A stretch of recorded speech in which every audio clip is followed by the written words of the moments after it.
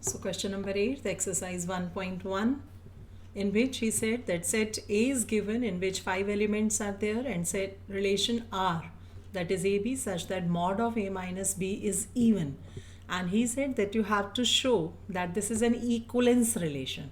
तो equivalence relation के लिए हमने सबसे पहले क्या किया था कि अगर रिलेशन हमारे पास रिफ्लेक्सिव, सिमेट्रिक और ट्रांजिटिव है तो वो हमारे पास क्या होगा, इक्वलेंस रिलेशन. तो सबसे पहले हम रिफ्लेक्सिव रिलेशन चेक करते हैं, जिसमें हम क्या कहते थे कि दोनों एलिमेंट्स आपके पास सेम होने चाहिए, या तो ए या बी.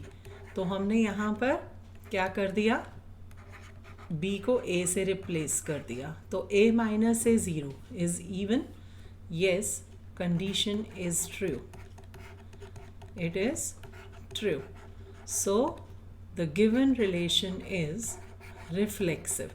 और वैसे भी इस क्वेश्चन में मैंने आपको कहा था कि आपके पास क्वेश्चन में लिखा है शो दैट, और जहाँ आपके पास शो दैट लिखा हो वहाँ आपको पता है कि तीनों रिलेशन सेटिस्फाई करेंगे ही करेंगे, लेकिन हमें उसकी प्रेजेंटेशन करनी है. तो the given relation is reflexive. तो हमें प्रॉपर वे में सिर्फ लिख कर दिखाना है. सेकंड हमारे पास क्या आता है, सिमेट्रिक रिलेशन. तो सिमेट्रिक रिलेशन में हमने क्या किया था, हमने इंटरचेंज किया था एलिमेंट्स को. मींस कि if R is equal to, अगर हमारे पास a b such that mod of a minus b is even, और अगर हम ए और बी को इंटरचेंज कर दें तो भी क्या वो इवन रहेगा. अगर हम बी ए कर दें तो क्या बी माइनस ए इवन होगा? बिल्कुल होगा, क्योंकि मॉड है. अगर नेगेटिव आएगा तो भी वो पॉजिटिव हो जाएगा, क्योंकि इसमें हमारे पास पॉजिटिव नंबर्स हैं. तो if mod of a minus b is even, then b minus a is also even. So the given relation is reflexive. It implies if AB belongs to R, then BA also belongs to R. Therefore, the given relation is symmetric. तीसरा हमारे पास आता है transitive relation. तो transitive relation में हमने क्या किया था, जहाँ हम कहते थे कि ट्रांजिटिव रिलेशन की बात आएगी तो हम दो एलिमेंट्स लेकर चलेंगे. मींस दो ordered pairs. If a b belongs to R and b c belongs to R, तो क्या ए सी बिलोंग करेगा आर से? तो उसके लिए हम क्या करते हैं, a b belongs to R का मतलब a minus b is even. अगर ए माइनस बी इवन है तो मान लो कि वो आपके पास 2 का मल्टीपल आ रहा है. Let it be 2 of something, let it be say p, and b minus c is also multiple of 2, even है. इसको हम क्यू मान लेते हैं. लेट इट बी से, क्योंकि दो कंडीशंस तो हम लेकर चलते हैं कि yes it is true. Then क्या ए माइनस सी भी 2 का मल्टीपल होगा, इवन होगा? वो करने के लिए अब हम देखो क्या करते हैं, a minus b plus b minus c. Means हमने बी ऐड भी कर दिया और बी सब्ट्रैक्ट भी कर दिया, और इस तरह से किया कि हमारे पास ये टर्म्स आ जाए. माइनस बी प्लस बी था ना, तो माइनस बी प्लस बी. तो ए माइनस बी था 2p और बी माइनस सी था 2q. तो ये हमारे पास आ गया twice of p plus q. तो इसका मतलब this a c also belongs to R. तो the given relation is transitive. ये तो हमारे पास आ गया. अब इसका मतलब क्या हुआ कि ये रिलेशन हमारे पास कैसा हुआ, therefore the given relation is an equivalence relation. ये तो हमारे पास आ गया पहला पार्ट जो उसने कहा था, इक्वलेंस रिलेशन शो करो. अब उसके बाद देखो उसने क्या कहा, show that all the elements of 1 3 5 are related to each other. All the elements of 2 4 are related to each other, but no element of 135 is related to any element of 24. तो अब हमारे पास यहाँ 3 पार्ट्स हैं. पहला part उसने कहा कि 135 is related to each other. इसका मतलब 135 is related to 135. अब ये कैसे पता लगेगा? अब फॉर्मूला क्या था कि हमारे पास ये क्या है, दो नंबर्स का सब्ट्रैक्शन इवन आना चाहिए. कंडीशन तो रही रहेगी इवन की. तो उस केस में ये तीनों नंबर्स देखो कैसे हैं, ऑड. 135 1 माइनस 3 करोगे तो -2, मॉड है वो से पॉजिटिव कर देगा, 2 आएगा. 3 माइनस 5 2, 1 माइनस 5 4. हर केस में अगर आप दो नंबर्स को सब्ट्रैक्ट करते हो तो आंसर हमेशा क्या आ रहा है, इवन. राइट. इसका मतलब आप क्या कर सकते हो इस केस में, यू कैन राइट कि 1 माइनस 3 करो, राइट, तो 2 आ रहा है. 3 माइनस 5 करो तो 2 आ रहा है. 1 माइनस 5 करो तो 4 आ रहा है. इसका मतलब all the numbers are even, और जो कंडीशन को सेटिस्फाई कर रहे हैं. Therefore 135 is related to each other, means related to 135. अपने ही आप से रिलेशन में है, कंडीशन को सेटिस्फाई कर रहा है. सेकेंड हमारे पास आता है कि 24 is related to each other. अब हमारे पास ये है, सेकेंड पार्ट में वो कह रहा है कि ये शो करो कि 24 जो है वो रिलेटेड टू 24 ही रहेगा. बिल्कुल रहेगा, क्योंकि दोनों नंबर्स कैसे हैं, इवन. और अगर हम कोई भी दो इवन नंबर्स को सब्ट्रैक्ट करते हैं तो आंसर क्या आता है, इवन. इवन आ रहा है. इसका मतलब 24 इज रिलेटेड टू 24. तो यही हमें बताना था सेकेंड पार्ट में, that 24 is related to each other. तीसरा पार्ट उसने कहा that no element of 135 is related to 24. कि क्या 135 रिलेटेड होगा 24 से, वो हमें बताना है कि नहीं. क्यों? ये नंबर सारे कैसे हैं, ऑड. ये नंबर कैसे हैं, इवन.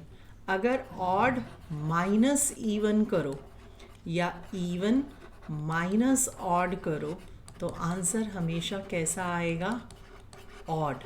और हमें तो कंडीशन में इवन गिवन था, तो इसलिए हम लिख सकते हैं कि अगर 1 माइनस 2 करें तो 1, 3 माइनस 2 करें तो 1, 5 माइनस 2 करें तो 3. देखो, and so on. So all numbers are odd. So we can say that 135 is not related to 24. तो 135 24 से रिलेटेड नहीं है. तो यही हमें शो करना था in question number 8. Right. Next question देखो, क्वेश्चन नंबर 9th क्वेश्चन में उसने आपको क्या कहा, in which 2 parts are there and they are again simple, in which he said that show that relation R a b such that mod of a minus b is a multiple of 4.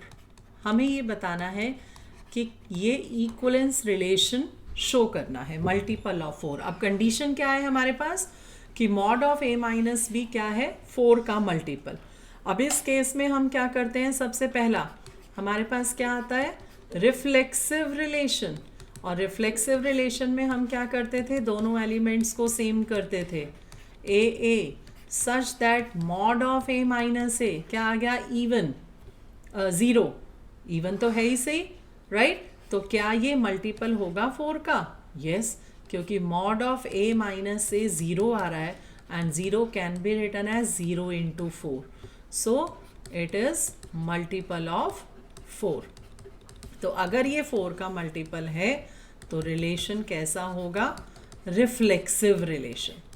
दूसरा हमारे पास क्या आता है, symmetric relation.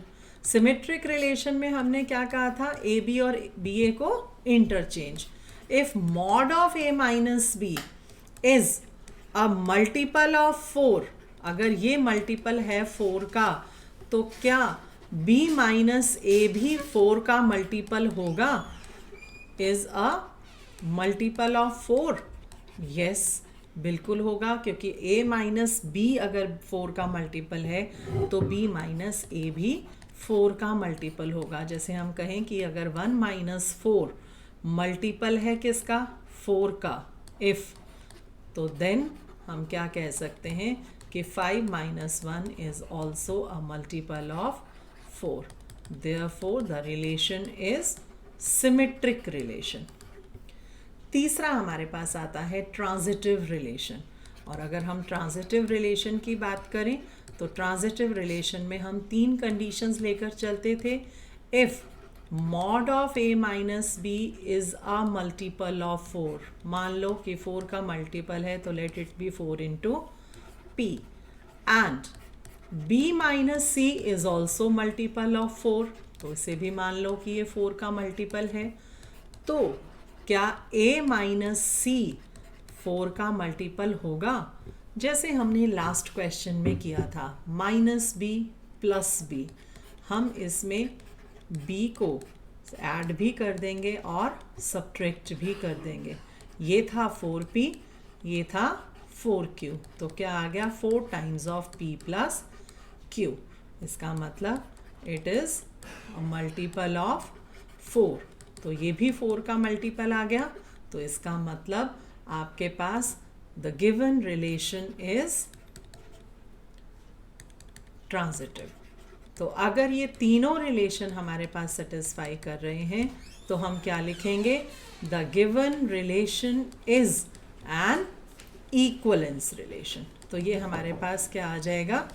Equivalence relation, right. अब इसी का second part जो आपके पास है वो क्या है? जिसमें वो कहता है कि अगर आर ए बी है then it is a equal to b, right. तो उस केस में इसका सेकेंड पार्ट जो हमारे पास है, उस सेकेंड पार्ट में रिलेशन आर आपके पास गिवन है a b such that a is equal to b. तो हमें शो करना है कि क्या ये इक्वलेंस रिलेशन है। उस केस में हम क्या करते हैं? सबसे पहला फिर से वही रिफ्लेक्सिव रिलेशन। रिफ्लेक्सिव रिलेशन में हमने क्या कहा कि a comma a such that a is equal to a। yes, it is true, so the given relation is reflexive relation। दूसरा हमारे पास क्या आता है? Symmetric relation. सिमेट्रिक रिलेशन में हमने क्या कहा था? जिसमें हम ए बी और बी ए को इंटरचेंज करते हैं। If a is equal to b a means if a equal to b then b is equal to a. yes, it is true, direct question है। the given relation is symmetric relation। और तीसरा हमारे पास last क्या आता है? Transitive relation.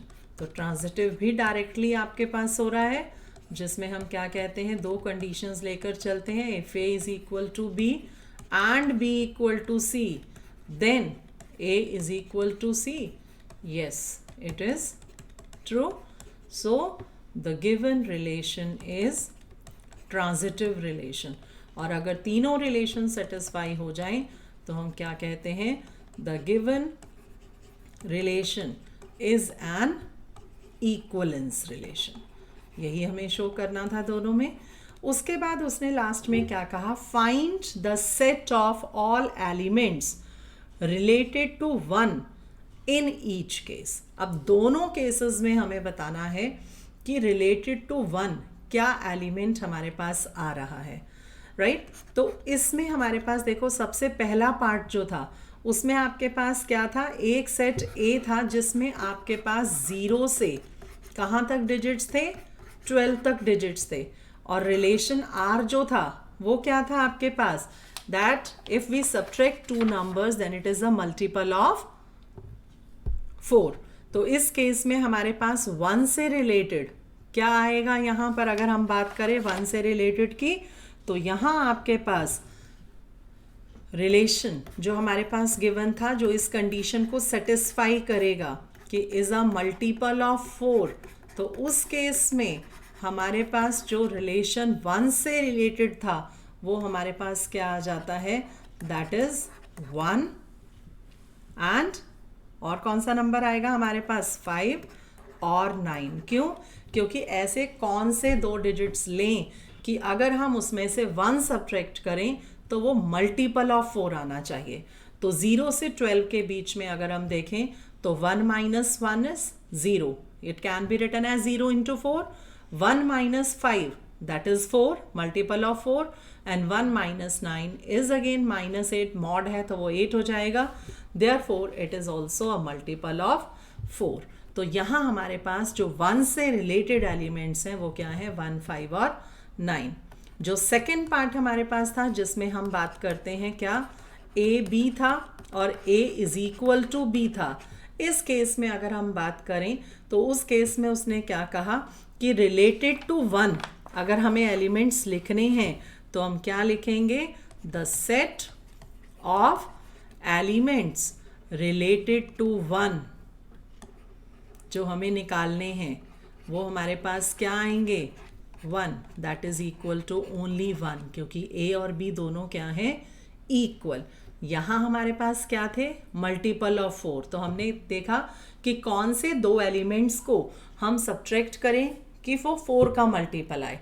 दूसरे part में उसने कहा कि दोनों एलिमेंट्स इक्वल हैं, तो set of elements related to 1 is again 1। So this is your question number 9। Question number 10th, in which he said that give an example of a relation which is। अब हमें example बनाने हैं खुद जो given condition को satisfy करें। जैसे हमारे पास क्वेश्चन है मान लो, जिसमें वो आपको क्या कह रहा है कि symmetric but neither reflexive nor symmetric, कि हमारे पास एक रिलेशन ऐसा लिखना है जो सिमेट्रिक होना चाहिए बट ना तो वो रिफ्लेक्सिव हो और ना वो ट्रांजिटिव हो। तो उस केस में सिमेट्रिक की कंडीशन हमें पता है कि इंटरचेंज होते हैं एलिमेंट्स, तो हम रिलेशन में एलिमेंट्स ही ऐसे लेंगे जो सिमेट्रिक की कंडीशन को सेटिस्फाई करें। तो हमने क्या सपोज किया, let r is equal to 1 2 and 2 1। तो r इज नॉट रिफ्लेक्सिव, हमें दिखाने तीनों हैं। क्यों रिफ्लेक्सिव नहीं है, क्योंकि हमारे पास 1 1 होता है रिफ्लेक्सिव में, सेम एलिमेंट्स होते हैं 1 1 या 2 2। It does not belongs to r, so it is not symmetric, it is not reflexive. Symmetric क्यों है, बिकॉज 1 2 बिलोंग्स टू r, तो 2 1 भी r से बिलोंग कर रहा है, इंटरचेंज कर रहे हैं हम, तो वो बिलोंग कर रहा है रिलेशन से, सो it is your symmetric relation. तीसरा आता है इट इज़ नॉट ट्रांजिटिव, हमें ट्रांजिटिव नहीं बताना था कि ये ट्रांजिटिव नहीं है, तो उस केस में हम क्या लेकर चलते हैं, देखो a b, तो ये b और ये c, तो ये b भी सेम हो गया ना, तो इसका मतलब 1 1 भी बिलोंग करना चाहिए, 1 2 belongs to r and 2 1 belongs to r, but 1 1 does not belongs to r, so it is not transitive. So the given relation is not reflexive, not transitive, but it is symmetric relation. तो हमें example suppose करना है, तो example हम खुद अपने आप से सपोज ऐसा करेंगे जो इन कंडीशंस को सेटिस्फाई करे, राइट। अगला अब जैसे आपके पास आता है उस केस की बात करें तो उसमें देखो क्या है, transitive but neither reflexive nor symmetric. अब ये हमारे पास ट्रांजिटिव होना चाहिए, थर्ड कंडीशन सेटिस्फाई होनी चाहिए, थर्ड रिलेशन, बट ना तो वो रिफ्लेक्सिव हो और ना वो सिमेट्रिक हो। इसका मतलब यहाँ सेम एलिमेंट्स भी ना हो और इंटरचेंज वाले एलिमेंट्स भी ना हो। तो हमने क्या लिया रिलेशन में, 1 2 2 3, देखो क्योंकि a b b c, तो हमें तीसरा a c लेना पड़ेगा 1 3, तभी वो आपके पास ट्रांजिटिव हो। तो रिफ्लेक्सिव नहीं है, क्यों, because 1 1 2 2 and 3 3 does not belongs to r, so it is not reflexive. It is not symmetric, क्यों नहीं है, क्योंकि 1 2 अगर बिलोंग कर रहा है तो 2 1 बिलोंग नहीं कर रहा, तो इट इज़ नॉट symmetric. तो transitive because 1 2 belongs to r and 2 3 belongs to r, so 1 and 3 also belongs to r. तो देखो a b belong कर रहा है, b c belong कर रहा है, तो a c भी belong कर रहा है, तो therefore it is transitive relation. मैंने पहले भी कहा कि हम उस तरह से एग्जाम्पल सपोज करेंगे जहाँ हमें पता है कि हाँ कि हमें क्या प्रूव करना है, राइट। थर्ड पार्ट आपके पास आता है in which he said that you have to show that it is reflexive and symmetric but not transitive. Reflexive होना चाहिए, सिमेट्रिक होना चाहिए, बट ट्रांजिटिव नहीं होना चाहिए। तो उस केस की अगर हम बात करें तो रिफ्लेक्सिव में हम क्या कहते हैं कि सेम एलिमेंट्स हो, सिमेट्रिक में हम क्या कहते हैं इंटरचेंज हो। अगर 1 2 है तो 2 1, 2 3 है तो 3 2। तो ये सिमेट्रिक भी दिख रहा है हमें। तो हमारे पास अब ट्रांजिटिव नहीं होना चाहिए। तो ट्रांजिटिव का मतलब हम दो एलिमेंट्स लेकर चलेंगे और तीसरा उसमें दिखाएंगे कि वो बिलोंग नहीं करता। तो देखो R is reflexive relation because 1 1 2 2 and 3 3 belongs to R, so it is reflexive. Symmetric की बात करें तो अगर 2 3 बिलोंग कर रहा है तो 3 2 भी बिलोंग करेगा, तो it is symmetric relation. It is not transitive. Transitive क्यों नहीं है? क्योंकि 1 2 अगर बिलोंग कर रहा है और 2 3 भी बिलोंग कर रहा है, देखो a b b c belong कर रहे हैं, तो क्या ए सी 1 3 बिलोंग कर रहा है? 1 3 does not belongs to R, therefore it is not transitive relation, right. चौथा जो हमारे पास आता है वो आपके पास क्या आता है, जिसमें वो कहता है कि it is reflexive transitive but not symmetric, कि वो रिफ्लेक्सिव भी होना चाहिए, ट्रांजिटिव भी होना चाहिए, बट सिमेट्रिक नहीं होना चाहिए। तो इसी तरह से हमने रिलेशन सपोज किए कि अगर आपके पास कोई रिलेशन 1 1 2 2 3 3 4 4 5 5 है और इसमें 1 2 2 3 और 1 3 ले लिए, देखो हमने इंटरचेंज वाले एलिमेंट्स नहीं लिए। मैंने पहले भी कहा कि जब हमें एग्जाम्पल लिखना है तो हम एग्जाम्पल इस तरह से लिखेंगे कि अगर सिमेट्रिक नहीं है और हमने 1 2 लिखा है तो उसमें हम 2 1 नहीं लिखेंगे, अगर हमने 2 3 लिखा है तो हम 3 2 नहीं लिखेंगे, राइट। तो रिफ्लेक्सिव में क्या होता है, same elements belongs to R, so it is reflexive. It is not symmetric, क्यों नहीं है? क्योंकि 1 2 बिलोंग कर रहा है लेकिन 2 1 बिलोंग नहीं कर रहा, तो it is not symmetric. And third is it is transitive because 1 2 belongs to R and 2 3 belongs to R, तो 1 and 3 also belongs to R, so it is transitive relation, right. और फिफ्थ लास्ट पार्ट जो आपके पास आता है जिसमें उसने क्या कहा कि it is symmetric and transitive but not reflexive. अब आपके पास सिमेट्रिक होना चाहिए, ट्रांजिटिव होना चाहिए, बट रिफ्लेक्सिव नहीं होना चाहिए। इसका मतलब कि सेम वाले एलिमेंट्स हमें इसमें नहीं लेने, राइट। अगर हमने यहाँ 1 1 लिया है तो लेकिन 2 2 और 3 3 बिलोंग नहीं कर रहा, तो इसलिए वो रिफ्लेक्सिव नहीं होगा।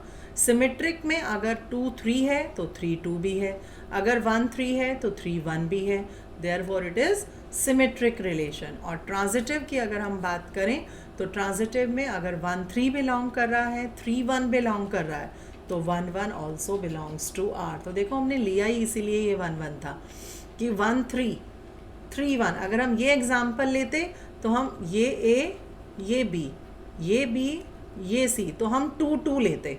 अब हमने ये एग्जाम्पल लेना था तो इसलिए हमने ए बी बी सी, तो ये क्या आ गया ए सी, इसलिए हमने 1 1 लिया। अगर हम इसकी जगह यहाँ पर 2 2 लेते तो हम ये एग्जाम्पल लेते ट्रांजिटिव के लिए, तो it belongs to R, therefore the given relation is transitive symmetric but not reflexive relation, right. अब आपके पास जो नेक्स्ट है वो क्वेश्चन कौन सा है आपके पास नेक्स्ट, जिसमें उसने क्या कहा आपको 11th क्वेश्चन कि आर आपके पास शो करना है कि relation R P Q such that the distance of point P from the origin is same as the distance of point Q from the origin. इसका मतलब अगर हम ये ऑरिजिन पॉइंट ले लें तो इसका पी से और ऑरिजिन का क्यू से जो डिस्टेंस है वो डिस्टेंस क्या है, सेम। तो हमने मान लिया कि let O be the origin, तो इसका मतलब पी क्यू क्या आ जाएगा, O P equal to O Q. अब हमें इक्वलेंस रिलेशन बताना है इसे, तो उसके लिए सबसे पहले हम रिफ्लेक्सिव करें। रिफ्लेक्सिव में हम क्या कहते हैं, जिसमें सेम एलिमेंट्स हों। इसका मतलब R is equal to P comma P such that O P is equal to O P. तो ओ पी के इक्वल होगा ही होगा क्योंकि सेम है। So the relation is reflexive relation. दूसरा हमारे पास क्या आ जाता है, सिमेट्रिक रिलेशन। सिमेट्रिक रिलेशन की बात करें तो इसमें हम क्या कहते हैं कि अगर OP इक्वल है OQ के, then OQ is equal to OP। अगर OP OQ के इक्वल है तो OQ ऑब्वियसली सी बात है कि OP के इक्वल होगा, तो the relation is symmetric relation, right. तीसरा हमारे पास कौन सा है, ट्रांजिटिव रिलेशन। तो ट्रांजिटिव रिलेशन की बात करें तो ट्रांजिटिव में हम 3 पॉइंट्स लेकर चलते थे कि अगर OP इक्वल है OQ के एंड OQ इक्वल है OR के, मान लो यहाँ पर एक पॉइंट R ले लो, तो ये हमने ले लिया, मान लो ये R पॉइंट, OP इक्वल है OQ के, OQ इक्वल है OR के, तो इसका मतलब क्या होगा, this implies that OP is equal to OR, A equal to B, B equal to C, तो A is also equal to C। Therefore, the given relation is transitive relation। तो अगर ये ट्रांजिटिव भी है, रिफ्लेक्सिव भी है, symmetric भी है, तो the given relation is कैसा होगा, एन इक्वलेंस रिलेशन। ये तो हमने शो किया कि ये इक्वलेंस रिलेशन है, राइट। अब उसके बाद उसने क्वेश्चन आपसे क्या पूछा, further show that the set of all points related to P is the circle passing through P with origin as center। कि वो ये कह रहा है कि अगर ये इक्वलेंस रिलेशन है तो अगर हम इस कर्व को पूरा ज्वाइन कर दें तो ये आपके पास क्या बनेगा, सर्कल। ऑब्वियस सी बात है कि अगर OP OQ OR ये सब इक्वल हैं तो ये सारे क्या हुए, रेडियस, क्योंकि हमारे पास डिस्टेंस सेम है फिक्स्ड पॉइंट से कर्व का, तो ये अगर रेडियस हुआ तो इसका मतलब जो गिवन कर्व है वो कर्व क्या है, इज अ सर्कल। और यही हमें बताना था कि set of all points related to point P is the circle passing through P with origin as centre, और यही हमें शो करना था। So this is your question number 11th।